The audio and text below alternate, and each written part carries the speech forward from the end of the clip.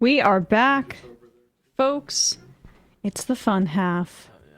It is the fun half. All right, we are going to open up the phone lines now. 646-257-3920 is the phone number. Off to the races if you want to get on hold. Let's you want to have fun with this? No, that one stays. All right, I'll read some IMs while we're figuring this out. Blue Ranger says, I wonder what Robert's reaction will be having his authority challenged publicly like this, not out of some concern for the balance of power of the Constitution, but out of his own sense of self-importance. Or maybe he keeps quiet and hopes no one notices. I think we need to not I agree that there's some sort of concern for courts and their power. I think we need to not overcredit Roberts with a desire to show spine. I think he is, is he a Brooks Brothers writer? I can't remember if he himself is. I know like Joe Cap, I know there are a bunch of them around there, but like, I don't know. I think he is a part of the fascist movement. Well, yeah, they're saying that it's not. They basically wonder how he's going to react, just because out of his own self-importance, which I do think is something that's an interesting angle because they did vote. Voting 9-0 against this action was a way to reassert their authority, and Trump is now saying, "I don't really care about that reassertion." Like they only value one expression of power, and that's or two: military and violence and financial. I'll just say if Trump is setting the precedent that we can ignore the Supreme Court now, I would say good. Get it out of here. Jester from Jersey said, so at what point do Dem leaders openly acknowledge that Trump is spitting on the Constitution? At what point do blue states push back against federal agents entering and blackballing their citizens? We've got to make them. The point where not doing so leads to more unrest than doing so would. MJS 617, Emma, I obviously can't stand Bill Maher, but early in my political education, I was watching Real Time and relied on his weekly skewering of Trump back in 2016 for some catharsis. But the idea that he went to Mar-a-Lago to make peace with Trump after a decade of criticizing him, and while his dictatorship is currently in overdrive and literally putting the balance of the entire free world in doubt, is truly abhorrent, and Maher should be relentlessly hammered for it. He clearly did it out of fear and self-preservation, and he's trying to spin it as no biggie, and I really hope he doesn't get away with it. I mean, I'm surprised he didn't do it sooner. I'm sorry, you're being generous to Bill Maher. Bill Maher is somebody who in like the early 2000s was saying, yeah, it's good that we went into... This is liberals. I'm sorry, this is coastal liberals for you. This is why people hate them. Because Bill Maher, around the time that he was saying, like, actually, it took some bravery to do 9/11, which people like credit him with some sort of anti-American basedness, I guess. He was also saying, yeah, America needed to do Vietnam. We needed to go in there and slaughter all those people with a little pretext. Besides, we need to stop communism because we needed to show our strength. That's just what he believes. He is a sicko who's been living in his studio for 40 years. The other Russert, when we spend 1/3 of our day without democracy, it only follows that they want to take more. Pandemic anxiety. Andrew Cuomo used ChatGPT to write his platform. Thanks, Andrew, for bringing us one step closer to AI overlords. Yes, his housing platform is what Hellgate is reporting, which is hilarious because that's probably the #1 issue for voting New Yorkers in the city.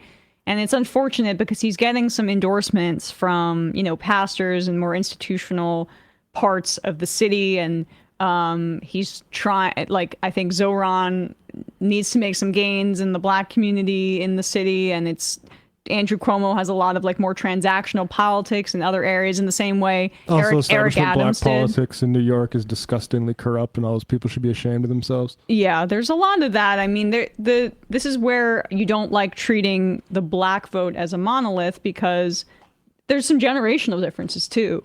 Older black voters tend to be more conservative, just like older white voters. There's issues with the unions as well. Leadership, by and large, just completely defensive cowardice. Bisexual, you should have Erin in the morning back on. She has some news about the upcoming sham report HHS is going to put out, like the cast report. That's Russ, if we could write that down, that's a great guess. Erin Reed from Erin in the Morning.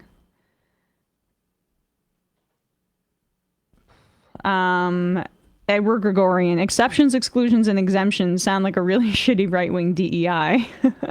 Yes.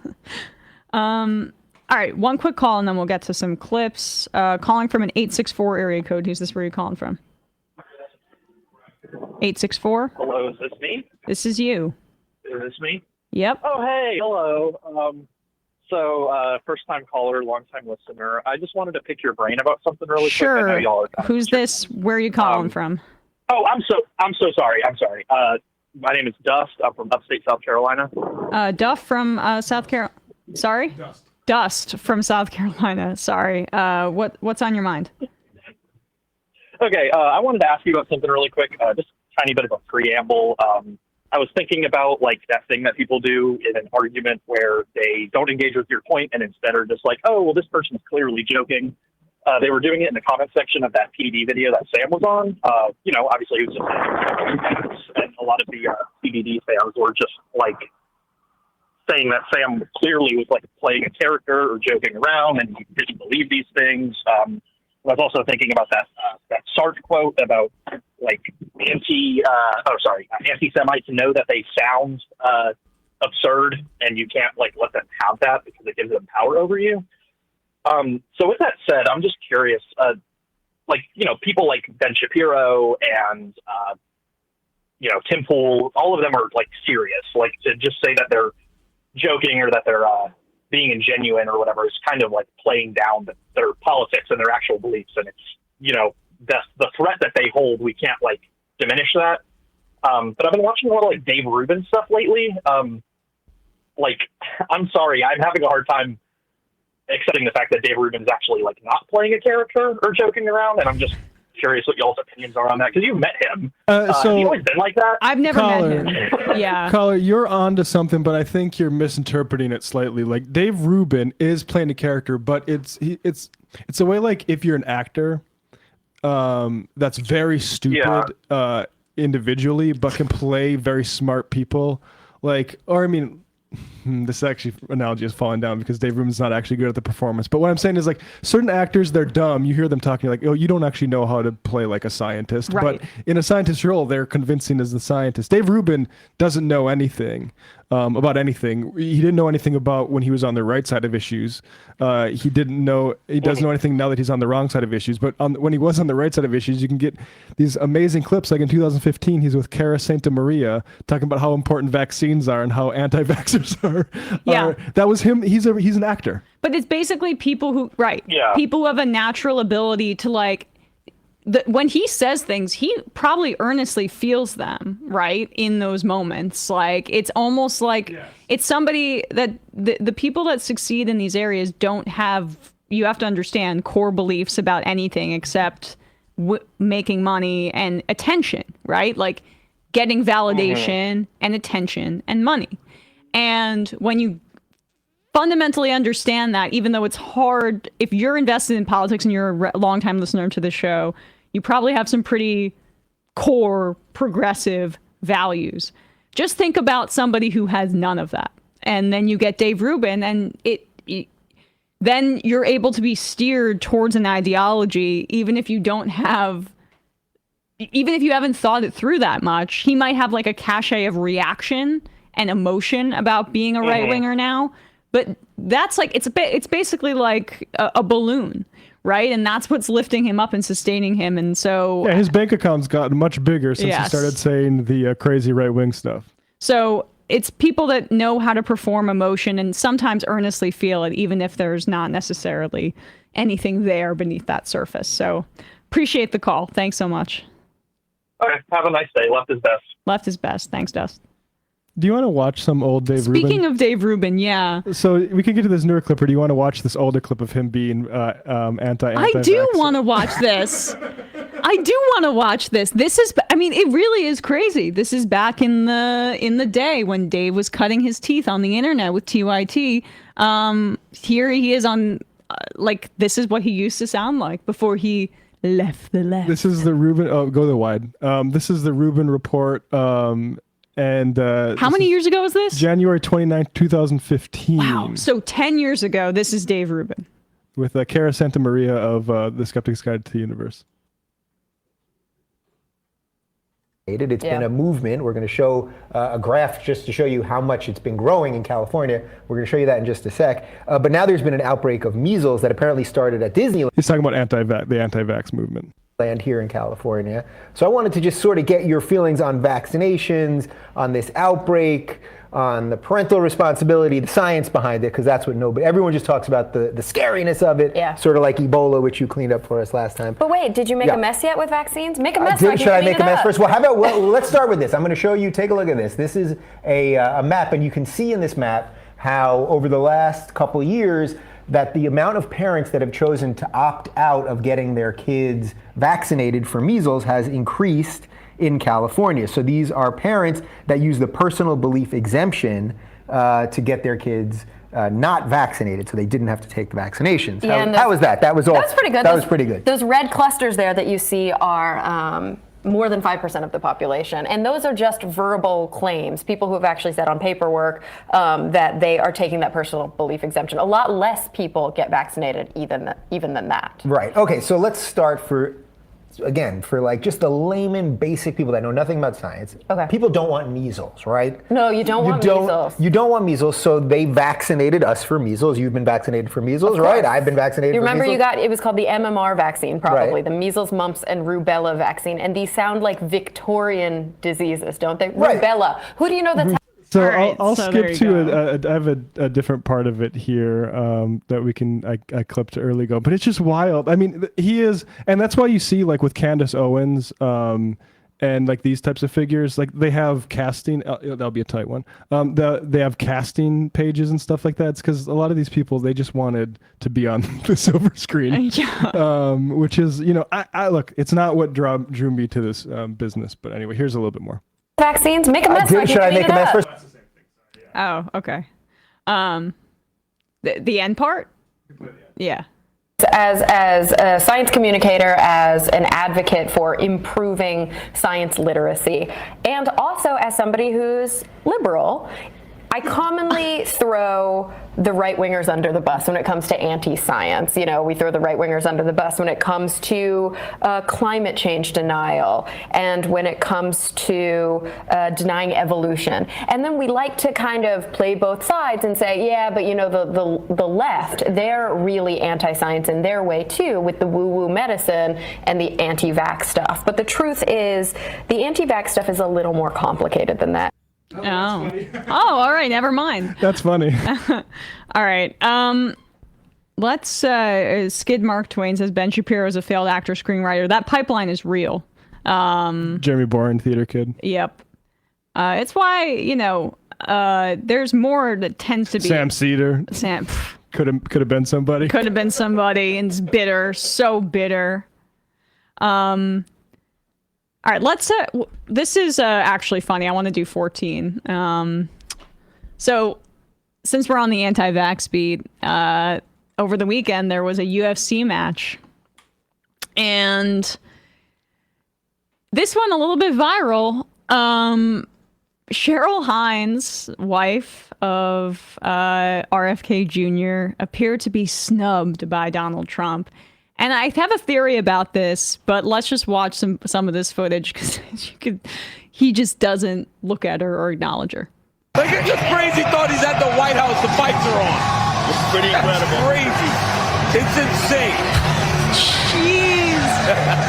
Oh, go back. I want to see her shrug after that. I almost want to watch it in slow motion. Can we do it in slow? Thank you, Matt, for reading my mind. Let's just see if we can soak this in a little bit more.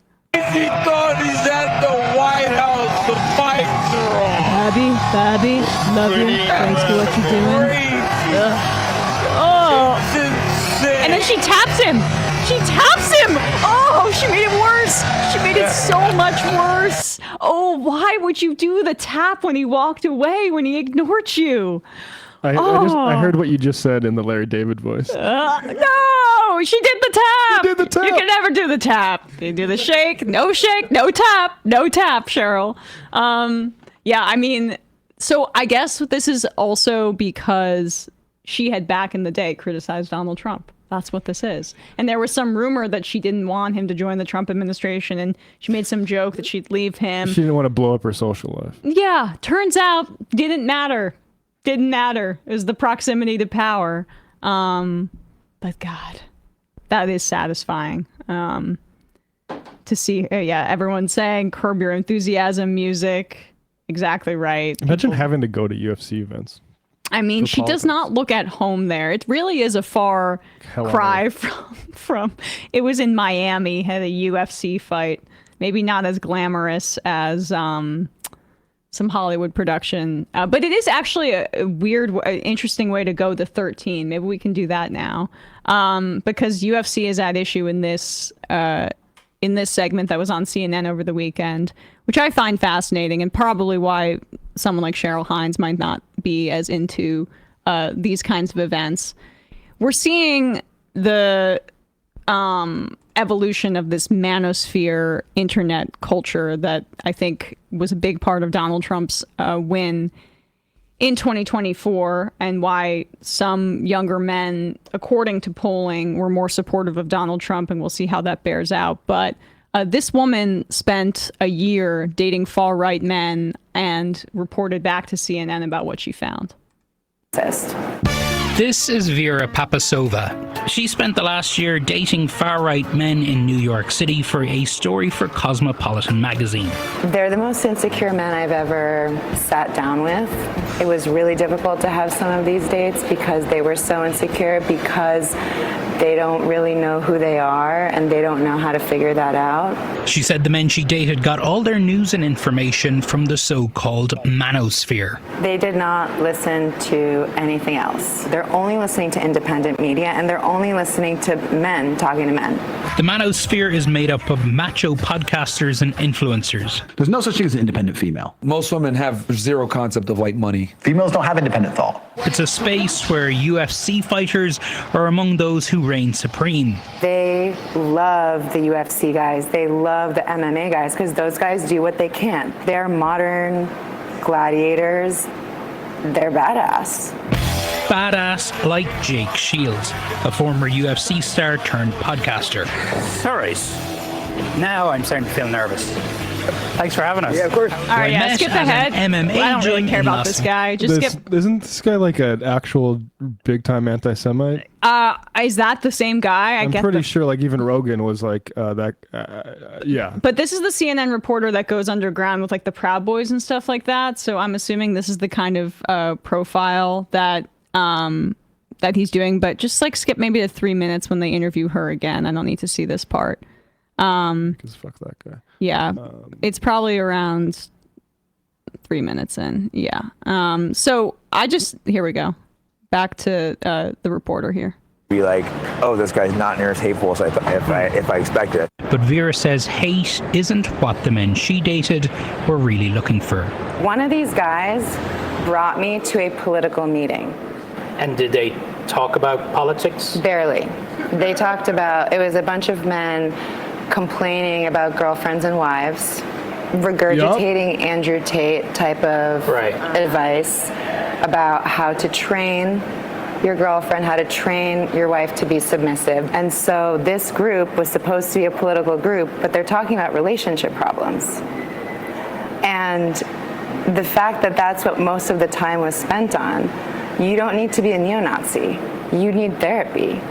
The appeal of Jake's podcast speaks to a need among young men in this country that Vera says can't be ignored. You have to incentivize someone to want to be better. You can't just say, let's make men better.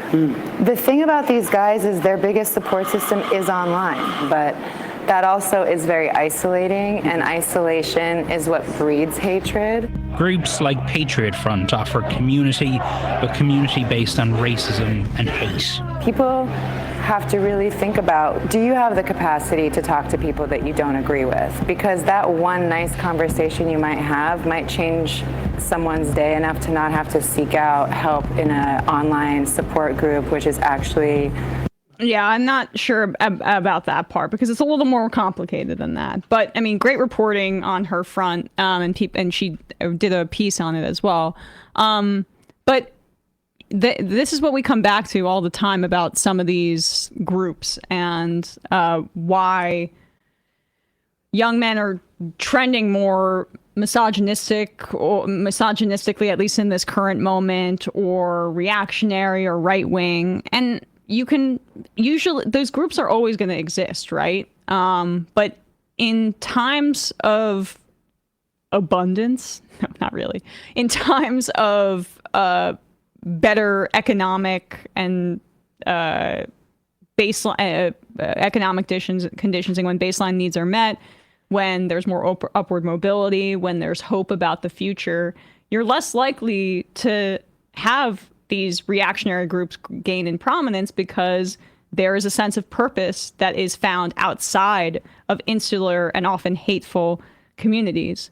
And part of what, honestly, I think I missed in the lead up to this election was these insular communities that I don't understand, of the Manosphere or these online far-right influencer spaces, because they are definitionally insular.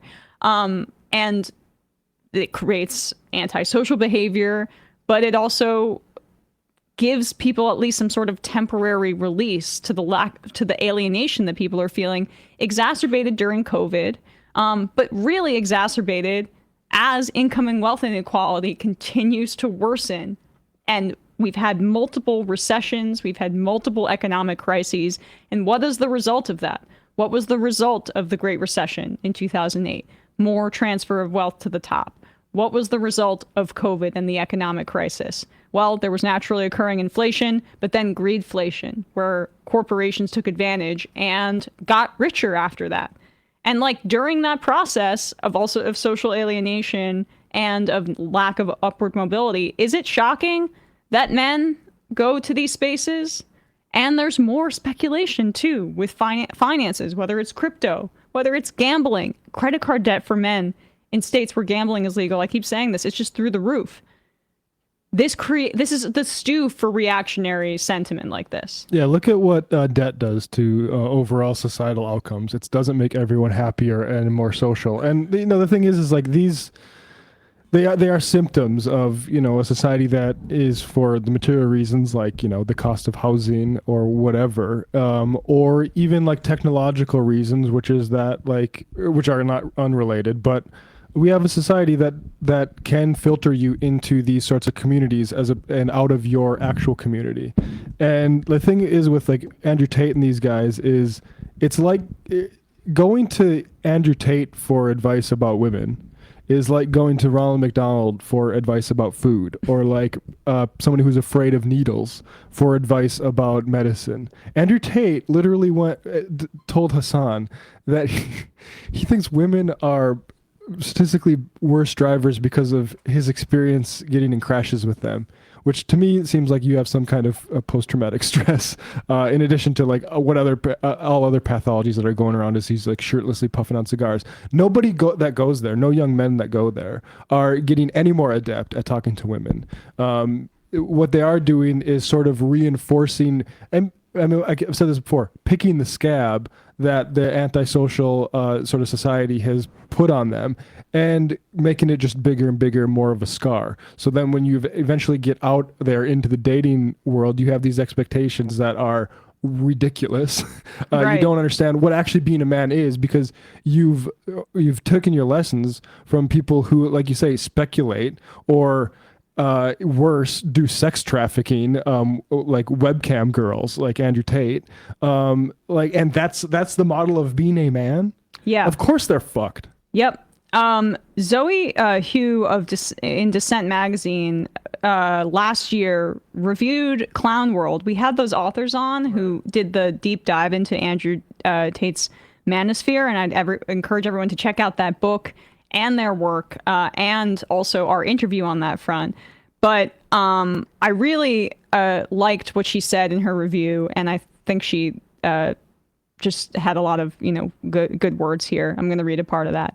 Because Tate and his followers are so violent, and because they are so stupid, one is tempted to liken their misogyny to a caveman's reflex, a primal lavishness.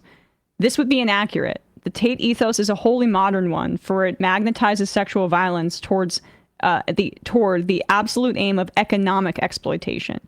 Under Tate's program, women are transformed into gig workers and subjected to an imperial profit motive. At the same time, their bodies are open to sexual and physical torture. They are instruments of financial valorization and also mute objects for male pleasure and domination. They are both the means and the ends. And the man who presides over them can have his enjoyment both ways, directly through rape or indirectly through money. This doubled harm is not inherent to sex work. The same principle motivates the factory foreman who docks the pay of his female workers before assaulting them in the back room, or the likes of Harvey Weinstein, for whom becoming a powerful producer involved becoming a sexual predator. Man here is at his ideal form when he is a boss and rapist, when a woman cannot show him in public or private that she is a real person. Patriarchy teaches men to approach women as sex objects. Capitalism teaches us that the objects surrounding us are inert and barren of any human origin. Tate stalks the tectonic ridge where these underlying worldviews meet. If everyone is a potential possession, sexual sadism is not an irrational outburst, but a supplement to, or workplace perk of, business mastery. People can be made to obey edicts and whims because they are not people at all. This fantasy of treating others like so many movable parts motorizes many of the reactionary beliefs whirring inside Tate's internet, which promotes the most gimmicky and antisocial of sales techniques. She also talks about how Tate associates with pickup artists, which is basically get-rich-quick schemes for taking over women's bodies. He melds those things. And that's what the Tate, I guess, sales pitch was for his audience, which is that basically if you take my courses, you're going to be able to trick women into becoming your sex worker slaves. Where PBD and his like sort of insurance sales funnel, MLM sort of thing, preys on people who want to make a buck. The sort of pickup artist, male sort of influencer, come with me to Vegas and I'll show you how to talk to women thing, right, preys on men who want to get have sex. Yep. And this is another great part of it, this review. Some have suggested that young men are drawn to Tate because they suffer from a loneliness epidemic. For what it's worth, Tate believes this too, having derided women in his videos for not understanding the interpersonal isolation that men experience. Yet it should be said that men go to Tate not to alleviate loneliness, but to intensify it, making it synonymous with power. They accept the premise that life pits the strong against the weak, that social antagonism is a universal condition. They forego mutual recognition or vulnerability within their relationships, which instead are stacked and arranged for maximum value and extractive potential. It is lonely at the top. It is lonely everywhere else. So that's part of, I think, that other piece where if you like, it sells loneliness and social isolation as a virtue. And that the only connection you should be making with women is one of economic exploitation, and where you don't need to worry about being rejected because you are the employer in this dynamic. You are the control. You have control.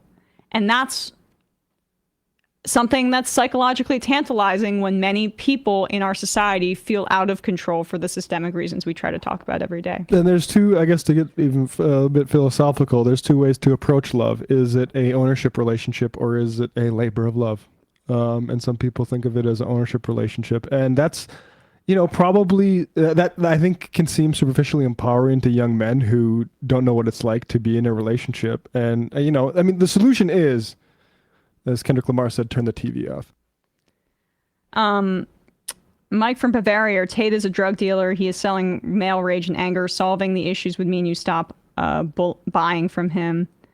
Exactly. It's a snake oil salesman situation. In the same,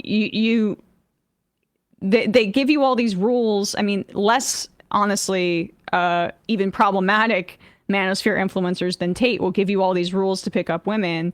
But even those rules in and of themselves are isolating actions that create strict gender norms that are so rigid that they don't account for actual human connection or engender that. And then you create these boundaries, you create these rules for how to interact with women. It alienates their humanity from who women are. They're human beings just like the men in these instances. And then it doesn't work because women don't feel seen by the guys listening to the Manosphere. And what do they do? They go back and maybe upgrade their subscription and pay a little bit more for more snake oil. It's extremely exploitative. Alec G's Treehouse. Manosphere guys make their audience's problems with women and the outside world worse and more dependent on their content. He did the same thing with the sex trafficked girls. He would use them to take hundreds and thousands of dollars from lonely men in hopes that they would one day meet them. Yep. All right. Let's take another call, and then we'll get back to some clips here. Calling from an 857 area code. Who's this? Where are you calling from? Hey, guys. It's Tim from Boston. Tim from Boston. What's on your mind? I went to an event at Community Church of Boston, I think it was Friday. It was Lawrence Wilkerson, the guy who was Colin Powell's chief of staff until he started speaking publicly against Bush and Cheney. Right. He was sort of the co-host of an event with a guy he's close with that he met at Walter Reed years ago. The guy had been a Pentagon war planner, and then he wound up being like a veterans liaison for people coming back from Iraq injured and needing treatment at Walter Reed.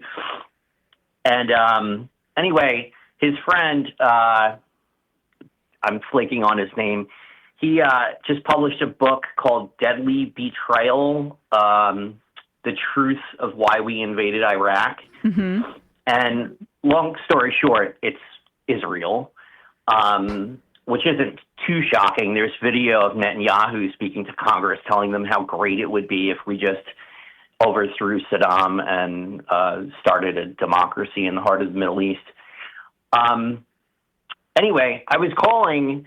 Just on that, caller, yeah, we had the same conversation, I think maybe before the show. Yep. And I think it could be a slightly longer story that the other things people mention, which is just, that part of world being a global crossroads, and also oil. I think those, and, wanting Halliburton to get, contracts and stuff like that, all of that stuff plays into it. But absolutely underemphasized is the fact that when we attacked Saddam, we were fighting one of Israel's battles for it. Netanyahu testified in front of Congress on behalf of the effort to invade Iraq. Here's a quote from the New York Times after 9/11. Asked tonight what the attack meant for relations between the United States and Israel, Benjamin Netanyahu, the former prime minister, this was at the time, replied, "It's very good." Then he edited himself. "Well, not very good, but it will generate immediate sympathy." He predicted that the attack would strengthen the bond between our two peoples because we've experienced terror over so many decades, but the United States has now experienced a massive hemorrhaging of terror. This is him gleeful that the United States experienced a terror attack because it would help his military aims in the Middle East. Hours after the 9/11 attacks, there were allegations made that it was Palestinians. Yes, and you had Trump now saying that he saw, lying, that across the river in New Jersey, there were Muslim people who were celebrating. You know who was actually celebrating? Bibi Netanyahu. Bibi Netanyahu. Yeah, I wanted to tell you guys how much I'm sure I'm in good company, in that you guys play a very, very important role in my life. I'm a disabled veteran. You guys are like family to me. Oh, thank you. And if we wind up getting punished the way I am beginning to expect we will by Trump for criticizing Israel, I just want to let you guys know that how much you mean to all of us, and that I like to think we're on the right side of history, and that, I like to think that we're on the right side of history. Well, we are, right? We are definitely. I don't think that's in dispute, but so was Sitting Bull. Yeah, it's about, I'm thinking of you. I'm thinking of other veterans. I'm thinking of folks on disability too, as the Republicans are gearing up to slash Medicaid. So all love. Thanks so much for the call. All right. Love you guys. Bye. Appreciate you. Bye. Let's all right, let's do this. We got to cover the rally. Bernie Sanders and AOC were in LA and Utah over the weekend. Bernie also made a pit stop at Coachella, which was incredible. But this LA rally was Bernie's biggest ever, and he's done some massive ones. I was at the one in Brooklyn and a few others across the country back when I was covering the campaign. Just the sheer numbers when you see the overhead footage of this rally. I mean, it was tens of thousands of people. Here is AOC speaking to folks on this Fight Oligarchy tour about what the Trump administration is currently doing to folks all across the country. Again, thank you.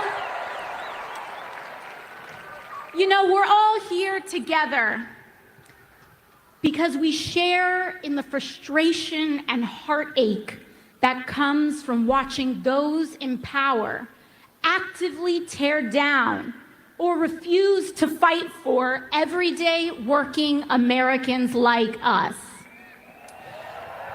And we are here together because an extreme concentration of power, greed, and corruption is taking over this country like never before. Oligarchy in America. And we must acknowledge the terrifying moment that we are in right now. And that what we are hearing and seeing with our own eyes is, in fact, happening. We are watching our neighbors, students, and friends being fired, targeted, and disappeared. It is real. People we love are being targeted and harassed for being trans or queer.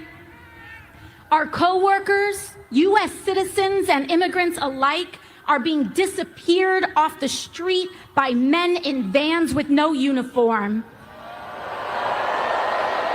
Educators are being fired for teaching American history accurately, and activists are being detained with no charge or evidence for using their First Amendment rights, especially when they use them for Palestinians.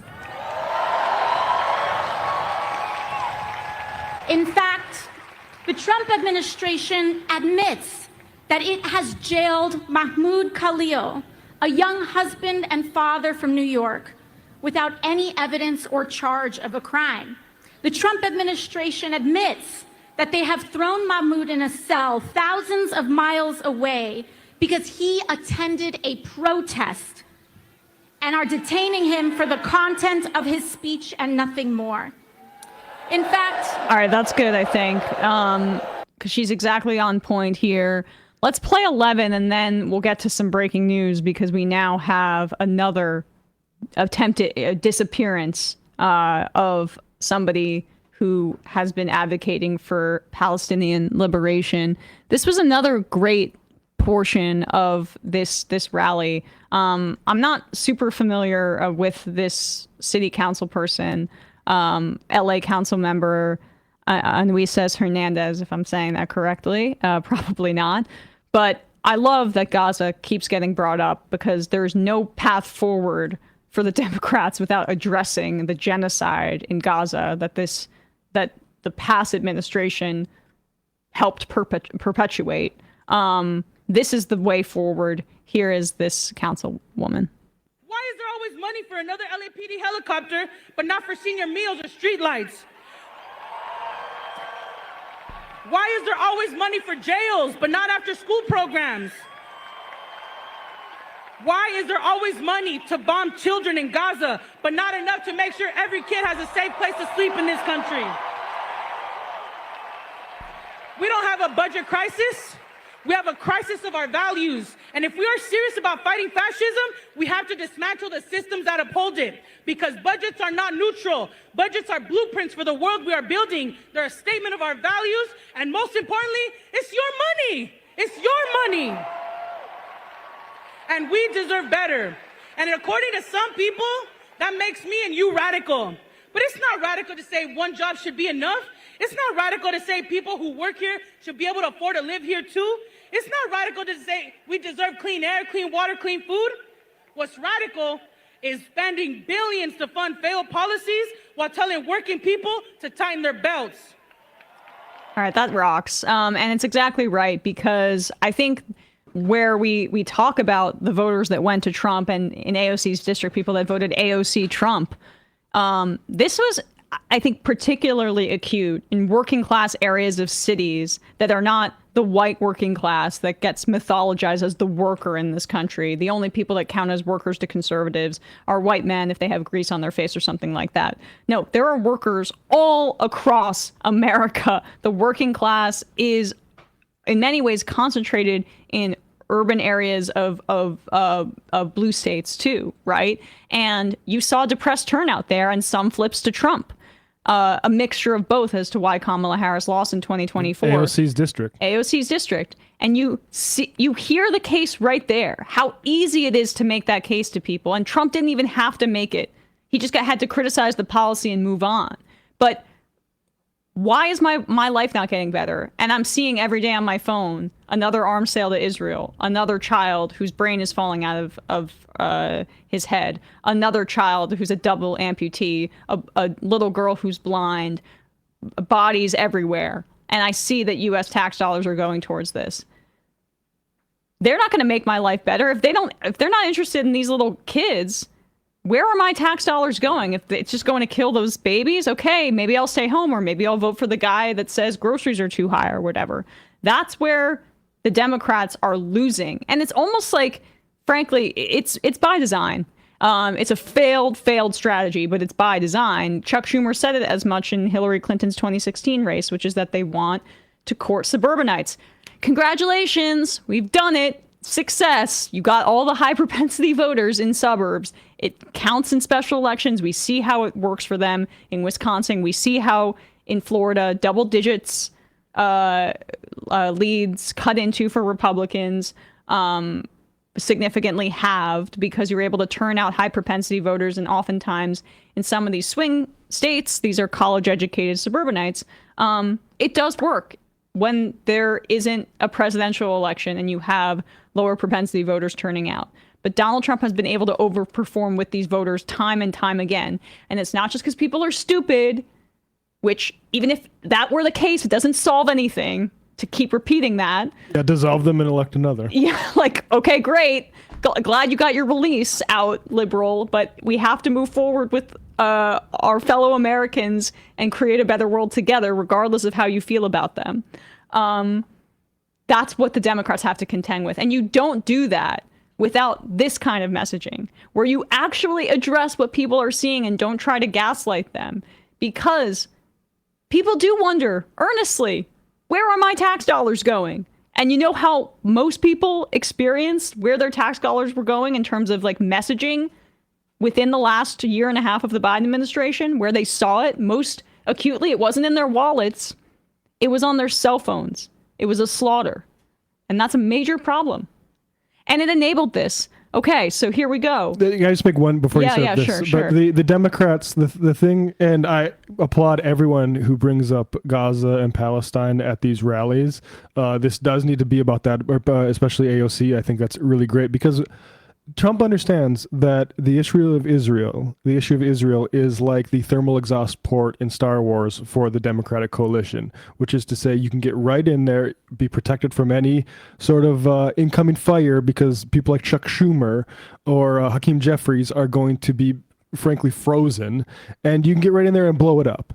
And it's a liability that needs to be addressed. It should have been addressed under fucking Obama, but we're still dealing with it now, and it's still being used to split the coalition apart that needs to be the opposition to fascism, because the part of the opposition is bought by fascism, which is what anybody who's taking AIPAC or Democratic Majority for Israel money has done. They have been bought by fascism. Exactly, and another dismissiveness of him that doesn't serve us. Is Donald Trump's an idiot, but he understands public relations and he also understands how to exploit bad press, right? And he did this in 2016 by saying Hillary Clinton's crooked. Bernie was right. There's too much money in politics. I know because I wrote the damn check. Now he failed in 2020 when he was actually in power. That's where he can be exploited. But when he's out, he's a great bomb thrower. It's very easy for Trump to be in opposition. And so when he sees a fracture, he knows how to exploit it, even if he doesn't have like a vision for how to do anything about it. In fact, he's furthering the genocide in Gaza as we speak. So with that said, what AOC was talking about, obviously the disappearances of folks for standing up for Palestinian rights with their supposedly constitutionally protected free speech, the Republican administration, Trump has basically said, if you're here, even if you're here legally, but if you're not born on U.S. soil, basically, we have decided that you have no free speech rights. And then eventually we're going to get to people who are U.S. citizens. Trump says that's next. But first, we target folks who are here maybe as students or on temporary protected status or on green cards. We just had this happen, breaking news today. This is Mohsen Mahdawi. He's a Palestinian-born green card holder, student at Columbia University. He's been involved in the activism on campus against the genocide. He's been picked up by HSI agents in Vermont. This is footage that we have breaking news today.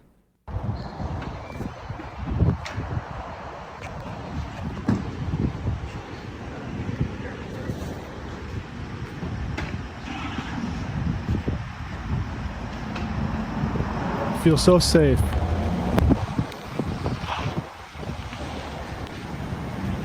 Here he is. Again, I mean, I can't see what these officers are wearing, but they're masked, face is covered, obviously. Because they care about COVID so much. You know, yeah.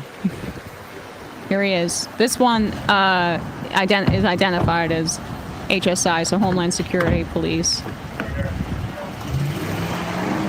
Shame more of these pigs didn't die from COVID, honestly.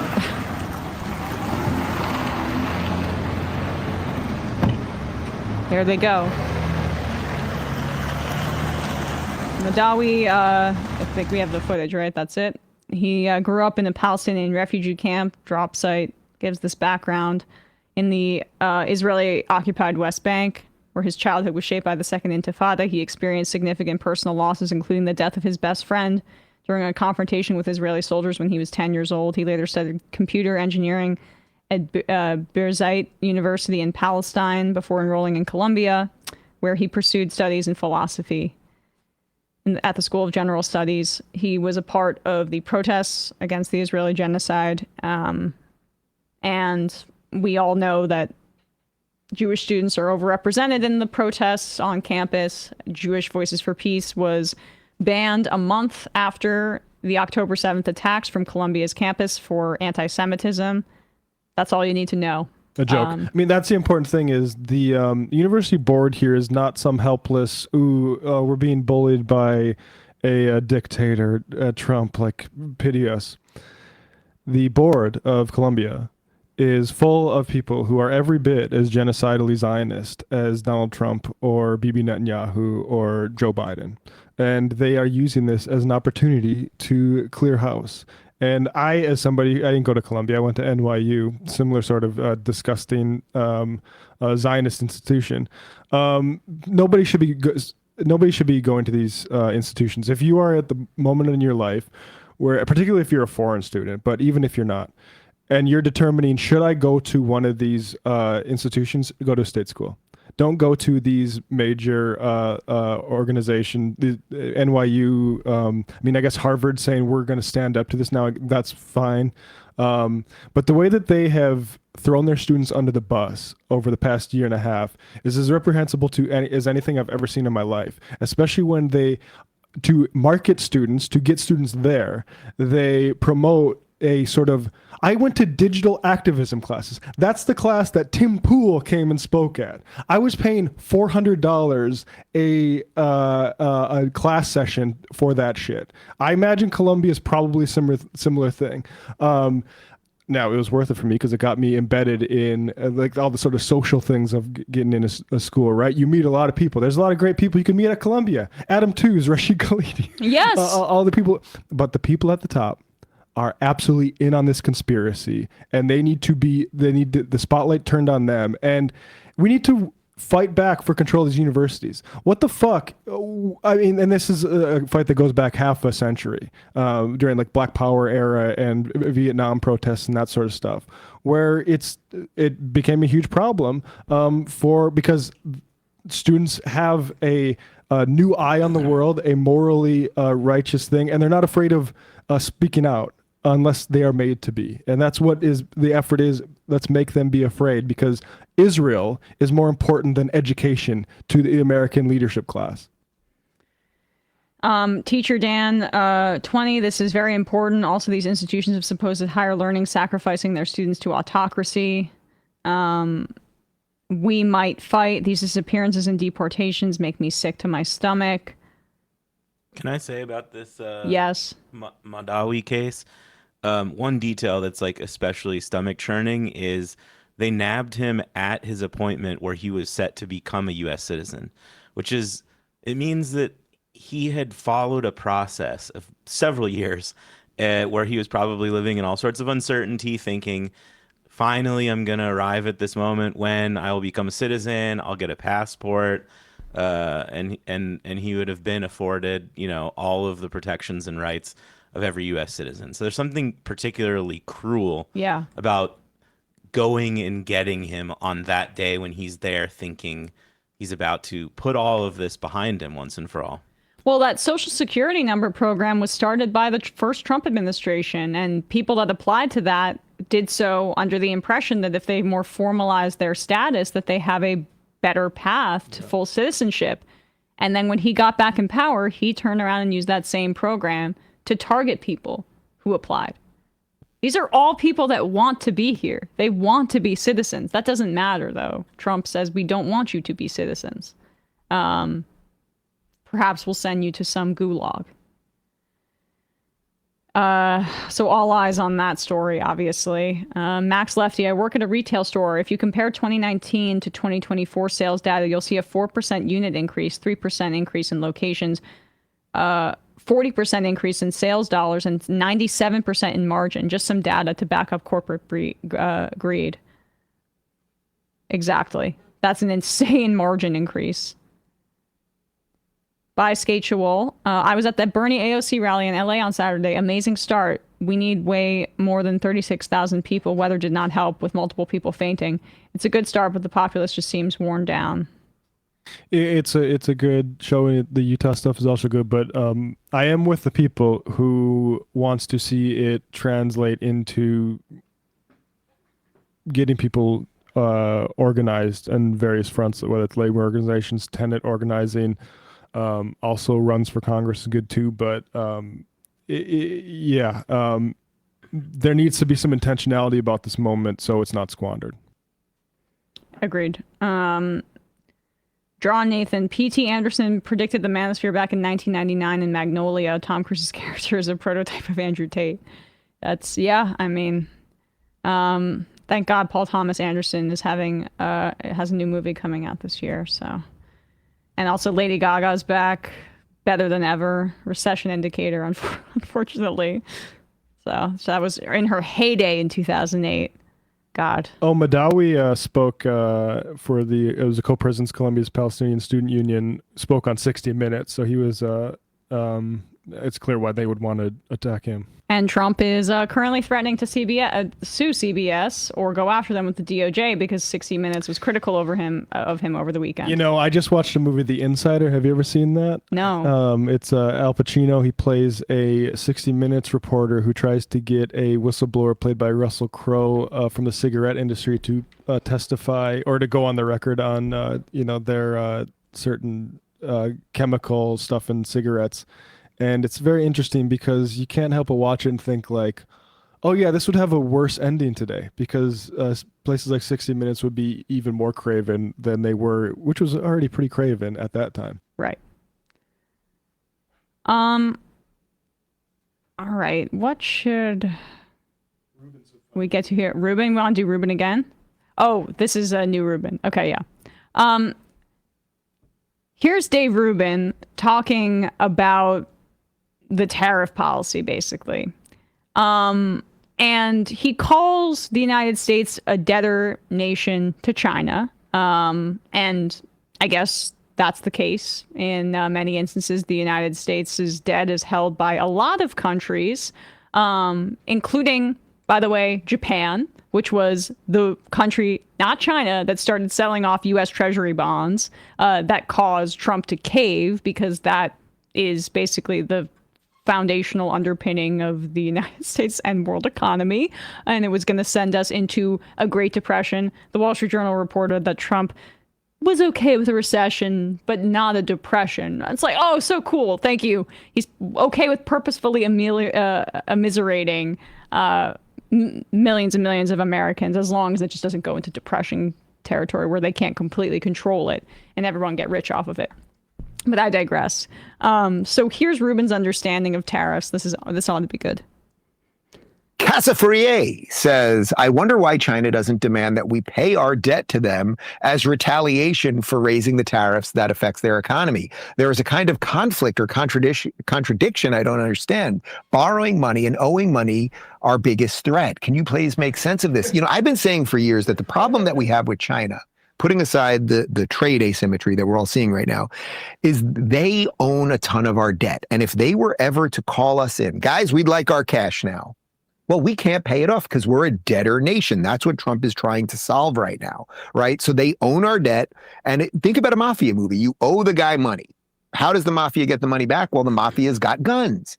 And if you had more guns than the mafia, then the mafia wouldn't be the mafia, right? They'd be a pretty shitty mafia if they lent out money and then they didn't have some sort of threat that they could put upon you to pay the money back. So I think slightly what's happened here is China has done this, but maybe they didn't fully think it through, or maybe there's something else going on. But it's like, if we still have the most weapons, if we've got the most nukes and the most powerful army and everything else, they kind of know they're never going to get paid back. So perhaps what they were doing was just going to endlessly screw us. They were keeping us afloat by lending us money, and then also endlessly screw us on trade deals to just get us hooked to all of their stuff. Oh, and also send in a okay. I just need to stop for. He has no understand. Like, I am not good. Like I sometimes stumble when it comes to stuff on the economy. I'll admit. Like, I need a little bit of help in that area and reading before I talk about it. But like, first of all, Japan is the largest holder of U.S. Treasuries in terms of nations. China is after that, but Japan is over the $1 trillion number. I think China is still in the hundreds of billions. But like, it's not lending us money. They are buying U.S. Treasury bonds, which borrows against the debt, but it's betting on the strength of the United States economy. The problem was that Japan started selling U.S. Treasury bonds in response to the insane tariffs that Trump put in place, because they did not have faith in the future of the United States economy. Also, China didn't sell it off. You know why? It's because it's a massive amount of leverage that they have over the United States. One, they're the responsible actor. And they're also, they know that this would trigger mass, probably sell-offs of U.S. Treasuries. They are still beholden to fiat currency as the U.S. dollar is fiat currency as the global currency of the world. And China has no reason to rock the boat right now, because the America's boat, we're like, Trump is poking holes in it right now and sinking. And so, because instead of doing that, they can go say, hey, how about we take meetings with Vietnam and Europe? yes, they're meeting with Europe right now to set up trade relationships because the United States has destabilized itself. So they don't need to do any more selling. They have leverage over us, both from that, like, in that perspective, but also because of the fact that China is the number one exporter of the world. That's also the leverage that they have. And the truth is, like, America is pretty productive itself, and China would rather continue to, like, have that relationship than go to world war. Yes. I'll just remind folks that we couldn't win in Vietnam. You think we're going to beat China? Like, in good luck across the world as we're like as they're improving relationships with all of their neighbors, including Russia. I mean, come on. China is China is a young, impulsive nation. I mean, it's not like, well, obviously, that's only us. 5,000 years and less foreign interventions than us in like a few hundred. Yeah, I mean, we all know who's the rebellious teenager in this situation. But I mean, this is Dave Rubin. It is funny because it's like, I mean, first of all, how lost do you have to be an IMer and a Dave Rubin being like, hey, Dave, can you explain this global economic thing for you? And Dave has to, again, play the role of informed person and make something up on the spot. Let's just get the He's rest wearing of a suit, Matt. Well, the mafia's got guns. And if you had more guns than the mafia, then the mafia wouldn't be the mafia, right? They'd be a pretty shitty mafia if they lent out money and then they didn't have some sort of threat that they could put upon you to pay the money back. The threat is not guns. The threat is no more treats and cheap stuff. Also, we're the one with the guns. We're the one that like has more military bases in the world, basically, than any other. I mean, China, you can count on two hands. The United States has hundreds. They're our number one trading partner. Yeah. Want to blow them up. Let's blow up the Three Gorges Dam. Like, I saw some Republicans post a picture of that saying, let's attack like just the largest hydroelectric dam in the entire world. That would be World War III. So I think slightly what's happened here is China has done this, but maybe they didn't fully think it through, or maybe there's something else going on. But it's like, if we still have the most weapons, if we've got the most nukes and the most powerful army and everything else, they kind of know they're never going to get paid back. So perhaps what they were doing was just going to endlessly screw us. They were so like the thing about they're never going to get paid back. They can get paid back. Like the reason that like your chicken little attitude about the national debt is just one to get people out to vote. It's not actually true. America still is a massively productive economy. We can produce cash to pay for this stuff. We could produce even more if we raise taxes significantly. But by and large, like, we can pay for it. Like, we're not actually going. The worry isn't we were gonna default on our debt. If we're that's a fake. That's a fake thing that conservatives say. It's also, there's a difference also in between, debt that is held by other countries and shared, and that is that's what globalization in part has engendered, and also like the public debt as well. But anyway, keep going. That's what I'm saying. We can pay off our public debt. Right. Like, we have a productive economy. Raise taxes on people that pay Dave Rubin hundreds of $1,000s a year. Exactly. Keeping us afloat by lending us money, and then also endlessly screw us on trade deals to just get us hooked to all of their stuff. Oh, and also send in a certain amount of fentanyl at the same time. I don't know exactly what the answer to that is. It's something worth pondering. Finally, some honesty. Thanks for the metaphor, though. What do you mean they're screwing us? Like, I just, the idea that America has been screwed by being the currency of the world. Look, like, the manufacturing stuff is a problem. We should have we can do things like tariffs and restrictions on trade to make sure that labor standards across the world don't undercut us. That's different than what's happening right now. And we first needed domestic manufacturing capacity to build goods here, which we don't, but that was the result of trade deals that were done by both Democrats and Republicans to enrich corporations and to weaken the laborers here. Yes. I love in this analogy of like they got us hooked on these cheap goods. It's like Jeff Bezos is like the Chapo Guzman of like cheap items you can buy online. I mean, it's called the gateway drug when you get an iPhone, and then you've just got to have the 4K TV. I have to update myself. I think I said plasma the other day, which what's like 25 years out of date or 20 years out of date. You still buy some plasmas a few years ago. I don't know what I'm talking about that kind of stuff, but HD 4K, that's the new one. Jesse Waters still says flat screen. So do I. All right, last call, and then we're gonna wrap up here. Friends, calling from a 217 area code. Are you there? Hi, is this me? This is you. You're the final caller of the day. Yay, I'm so excited to get through. I'm Jordan. I'm calling from Illinois. And hi, Jordan. I'm calling about, I guess I just kind of want to complain about boomers. Okay. I'm having some issues with my in-laws. And I've been talking to a lot of my friends. I'm 35. We're all millennials. And we are all experiencing a big issue with our relationships regarding politics. And it just makes me wonder because they're baby boomers. And at this point, I'm not at the point where I want to sever a relationship, but I know a lot of people who have. And it's getting harder and harder for me with the way things are going to bite my tongue. And they have not been as bad in the past, but I feel like... Are you referring to Trump stuff or Israel? Yeah. I mean, because it's both. All of it. On my end, but... Yes. Trump stuff and Israel. Yeah. And they never used to be like this. We all used to be so close, and it's just really sad what's been happening to my parents, to my in-laws, to my friends' parents. And a lot of my friends, we have kids, and our parents are nothing like our grandparents' generation where we could go over to grandma's house.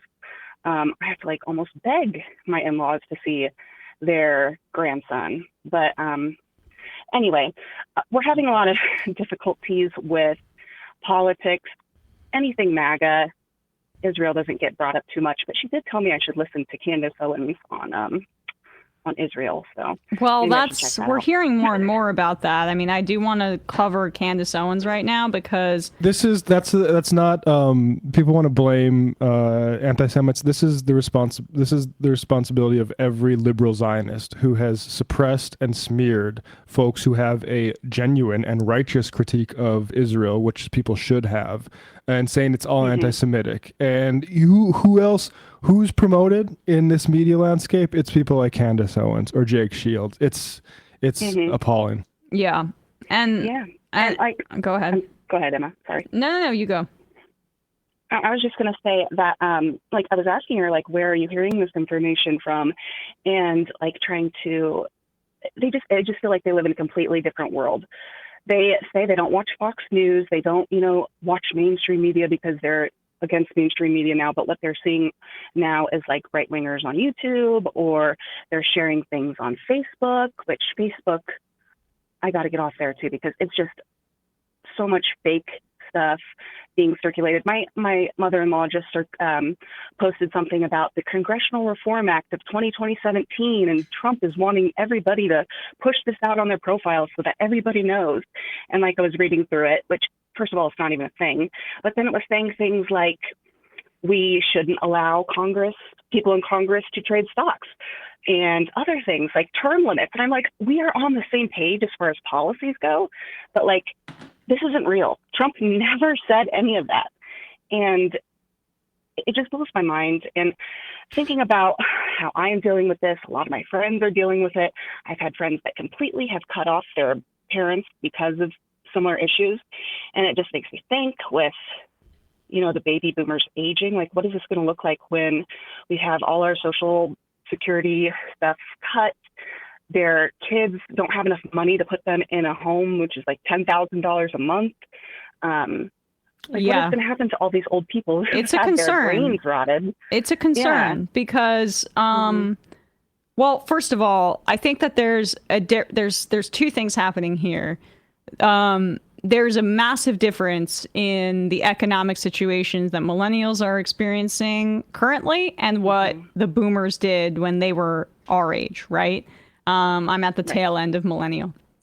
And they are homeowners. They are very invested in property values. And for the most part, they don't really feel like politics should be at this point something that's materially sometimes, and this is just to generalize, but not fully, right? But there are some boomers that just want to kind of close rank and protect their pile of money. But I do think that there is an issue, of course, like with this stuff that's misinformation. It's affecting older people more than it is younger people who are more used to the internet. And yes, exactly. My parents or my in-laws cannot tell you what the difference between an AI image is and a regular image. It's just like, it's frustrating. But it always, but with them, this is it's been a slow degradation from the sharing Michelle Obama has a penis memes to the now AI slop Trump stuff. It's gotten worse. But I think it's also like, as we talked about in the Manosphere conversation, these things become more acute when our politics are so corroded. And like, I mean, what you said about the stock trading thing, I mean, that's why the Nazis had socialist in their name. Yes. Because capitalism actually it actually can't provide good lives to anybody other over time, to anybody but the people at the top of the system. And it puts the crunch to people, and then it gets discredited.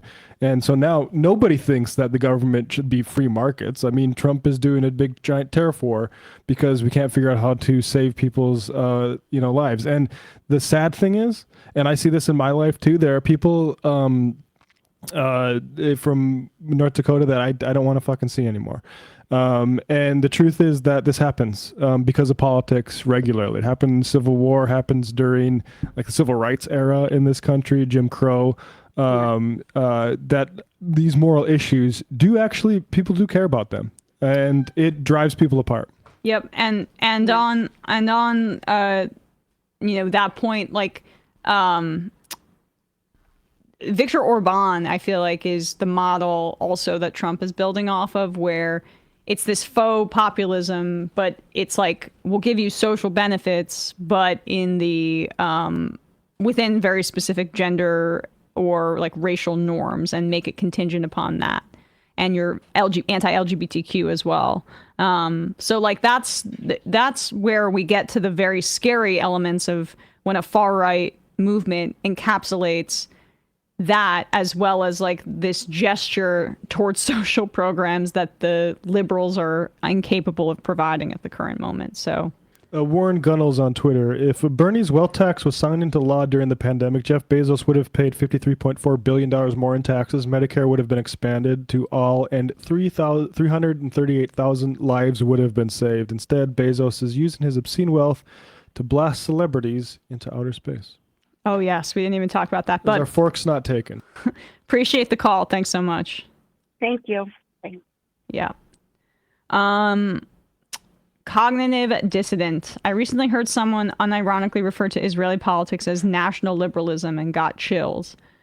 Yeah, but they also have some like healthcare is paid for in Israel. IVF, because we want to get the demographics up. Yep. Of the certain demographic, we mean.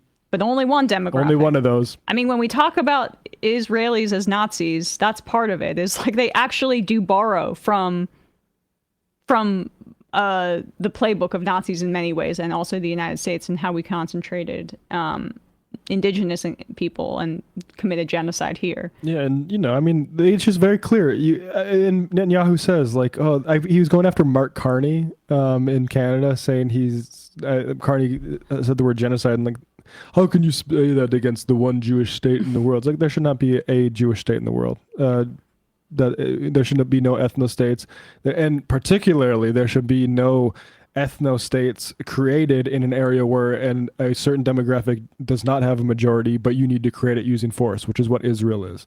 Yeah. Starspawn. On a lighter note, I recently binged Severance, and it was great. Thanks for the recommendation, Emma. I've never seen Severance, so I did not recommend it. I recommend. I love that show. Okay, well, I will watch it eventually. But what also convinced me was that it must be good. Was Tim Pool saying he hated it?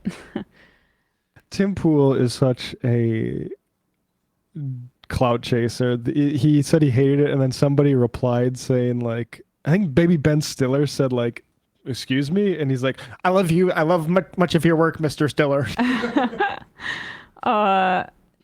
Tom Cotton's beard. Fox News has more or less partially destroyed my relationship with my parents. They used to be pretty middle of the road, but now my dad sounds like Rush Limbaugh or Bill O'Reilly. It makes me furious. And they were terrified that I was going to cut them off after the election. Yeah, Limbaugh, similar impact. My deceased grandpa, he was able to, I think, generally sort of hide that he listened to that all the time. But there was one time where I came to the house with an NPR T-shirt on, and it became a problem. Communist. Which is, I don't know. I frankly expressed much more radical opinions, but it was the T-shirt. It was the coastal liberal elitism of the NPR. Which, fair enough. I don't wear that shirt no more. Yeah, well, is it in the bin with your Proud Atheist T-shirt? Literally my Dawkins Foundation. Oh, jeez. Out campaign. DSA in Atlanta, Lady Gaga stance on Palestine is, she did say anti-BDS stuff in like 2022. It's not great, but I don't necessarily... The council person? No, Lady Gaga. I don't necessarily think that... I'm counting, if people were still Zionists after October 7th, that's where I'm drawing the line. Some people needed to learn, I get it. But yeah, I'm sorry. You can't, that's in my DNA at this point. So we all get to have some carve-outs, I think. If she were full on like Amy Schumer Zionist, then I would have to abandon fandom. If she's as bad as, say, Radiohead, which is that's right, so goddamn tragic. Yeah, there are a lot We're the of smart people. person anti-George Bush band, but also Israel's very complicated, so we're not going to say anything and continue playing Tel Aviv. And actually, we love Israel. Check out Johnny Greenwood's partner. Yeah, like people are pointing out, Free Palestine said, Bernie pointed out Israel has a right to defend itself. Like, yeah, that needs to go. So under these, like, we have to. I'm trying to be not super generous in calling people Zionists. Like, if you're still post October 7th, aggressively anti-Palestinian, you're in the Zionist bucket. Like, Bernie, I wouldn't call a Zionist, even though he expresses Zionist framing in the way that he talks about Israel. I mean, he's probably, I mean, it's that question is, first of all, he's the best senator on the question, which isn't to say much. Right. Probably is a Zionist. The thing is, if he wasn't a senator that was capable of introducing bills to like stop arms shipments, his opinions on it would be less interesting to me. Right. Frankly, I don't look to Bernie for moral guidance on this issue. I look for him to try to use the Senate machinery to stop it. And I think he does open himself up to criticism. I think the Israel right to defend himself thing is one thing. I think much more worse, and he should probably apologize for, is in the months after October 7th saying, I don't know how you can reach a ceasefire with Hamas, a group that had observed ceasefires prior to that. But nonetheless, I think it's still good that he is bringing these people out to rallies. And I think the crowd is with us on that. And people that continue to show up to those, that issue should be pushed forward. But again, like in terms of rhetorical guidance on this, Bernie's not going to be a leader. Iowa and Ryan, I don't like Jasmine Crockett because she's pro-Israel. We need to get them out of the party. Yep, I agree. She did. She voted against it. She has switched. a plausibility that she could do better on that. I think Chantel Brown is maybe a more that's somebody who hasn't said anything about Mandami, who won against Nina Turner off of massive hauls of a Democrat majority for Israel money. The people like that shouldn't be in the Progressive Caucus. Right. Like, Crockett took pro-Israel money and crypto money, which is concerning, but she did eventually vote, like, it wasn't too far off from voting to not send arms to Israel. She did vote on that front, which I had to correct myself, I think, on Twitter about that. So, again, we got to give people room to evolve, and we just watch her with a skeptical eye, but I still like her partisanship for the most part. I will say on Greg Kassar, he's probably the best example of somebody who ducked the issue of Israel in the campaign, and to the point where DSA unendorsed him, then won the race and has gone on to be one of the better representatives on the issue since he's been in Congress. So there is a model there for a little bit more courage than, what we're all worried about is a sort of Fetterman style scenario. All right, 3 more, and then we'll get out of here. Between the 1 and the 5, also, if we enacted Bernie's tax on stock trading, we could have retained some wealth as a society before it evaporated into nothingness. Yes. I mean, that's the other thing is this whole austerity thing. I can't believe we're about to do this again in my life, where we act like there's no money for everything as the richest people on earth fly around on television talking about how baller everything is. Like, we've seen MTV Cribs. The cat's out of the bag. We know how you people are living. Open up the pockets. Hairline recession indicator says we should have propped up Meatball Ron more. And the final I am of the day, I'm going to just... Should have propped up Jeb more. Yeah. Immigrants commit less crimes than citizens says, hi, I just wanted to know what Russ's background is. I hope he contributes every now and then. I always appreciated that about Bradley. He was basically the Jamie of the Joe Rogan Experience, except he actually did his job fact-checking, unlike Jamie. I hope Russ keeps that tradition going. Russ, you want to give a quick background on you? Sure. As I said previously, I came here from Lindell TV after Iraq. I'm just joking. I grew up in Southern California. I went to college at UC Santa Barbara. I studied philosophy there. I did my last year of university at the University of Chile. I lived in Chile for a few years after that. I lived in Argentina for 3 years after that.